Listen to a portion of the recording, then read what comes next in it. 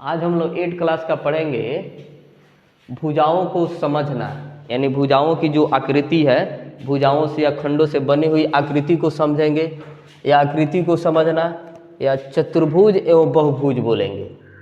भुजाओं को समझना या आकृतियों को समझना, चतुर्भुज एवं बहुभुज यानी क्वाड्रिलेटरल एंड पॉलीगॉन्स, इसके बारे में हम लोग पढ़ेंगे। तो ये पढ़ने से सबसे पहले आता है समतलीय वक्र किसको कहते हैं। इधर आनंद एक बार ध्यान देना, समतलीय वक्र किसको कहते हैं। तो समतलीय वक्र कहने का, समतलीय कहने से तो पता चल जाता है नहीं समतल होगा, समतल जगह पे बनाएंगे या समतल क्षेत्र पे बनाएंगे।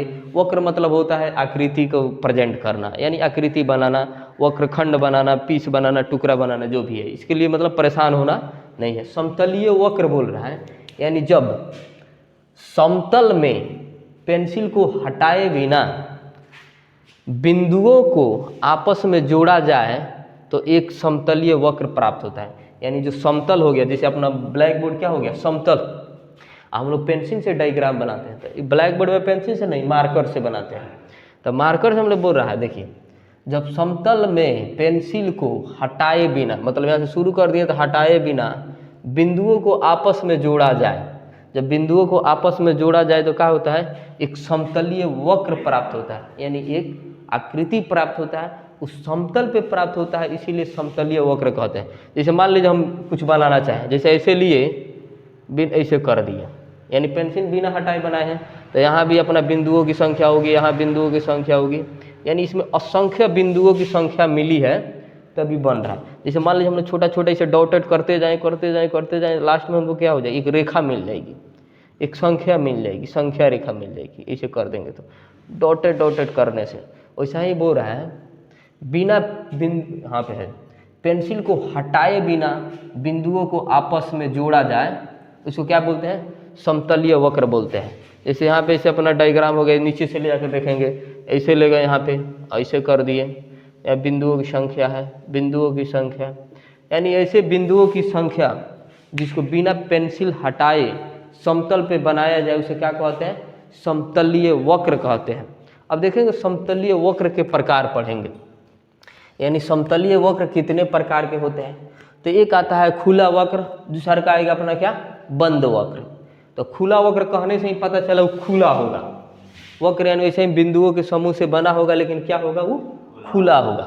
तो इसमें लिखे हैं, यदि वक्र का प्रारंभिक बिंदु, प्रारंभिक बोले तो यानी शुरुआती बिंदु, और अंतिम बिंदु अलग अलग हो, अलग अलग हो, तब हमें क्या मिलता है, खुला वक्र प्राप्त होता है। जैसे मान लीजिए हम लोग इधर ध्यान देना एक बार, अपना प्रारंभिक बिंदु क्या है, मान लो ये प्रारंभिक बिंदु ई है, और क्या है, इसका अंतिम बिंदु ई है। तो दोनों बिंदु अलग अलग है कि नहीं, यानी प्रारंभिक बिंदु हो गया, ये प्रारंभिक बिंदु हो गया और ये अंतिम बिंदु हो गया। तो यहाँ पर बोला है, यदि वक्र का प्रारंभिक बिंदु और अंतिम बिंदु अलग अलग हो, यानी शुरुआती बिंदु कहीं और हो और अंतिम बिंदु कहीं और हो, मतलब दोनों एक साथ जुड़ा नहीं हो, तो क्या हमें को मिलता है, खुला वक्र मिलता है, यानी आकृति खुली है। जैसे मान लीजिए हम लोग प्रारंभिक बिंदु यहाँ से शुरू किए, इसी से करते करते यहाँ आए, तो प्रारंभिक बिंदु यहाँ है, अंतिम बिंदु यहाँ है, ऐसे बहुत सारे बिंदु हैं, लेकिन क्या है, दोनों अलग अलग है, प्रारंभिक अलग है, अंतिम अलग है। कोई और डायग्राम बना के देखेंगे, इधर एक बार ध्यान देना प्रीतम, कोई और डायग्राम, जैसे मान लो हम यहाँ से लेके चलते हैं, ऐसे लेके चले ऐसे, तो यहाँ पे अपना प्रारंभिक बिंदु हो गया, ये अंतिम बिंदु हो गया, यानी प्रारंभिक, दो चीज़ यहाँ पर ध्यान देना, अपना पढ़ रहे समतलीय वक्र, समतलीय वक्र उसको कहते हैं जिसको समतल पर बिना पेंसिल हटाए जोड़ा जाता है। यानी एक बार हम लोग पेंसिल से बनाना शुरू कर दिए तो इसके एक बिंदुओं को आपस में जोड़ा जाए, समझ रहे ना। दूसरा का आता है अपना खुला वक्र, यानी जिसका प्रारंभिक बिंदु और अंतिम बिंदु क्या हो, अलग अलग हो, यानी सीधे बोलेंगे उसका डायग्राम खुला हो। दूसरा का हम लोग पढ़ेंगे वक्र, खुला वक्र तो पढ़े लिए, तो हम लोग पढ़ेंगे अब बंद वक्र। तो इसमें किसी को कोई दिक्कत नहीं ना है।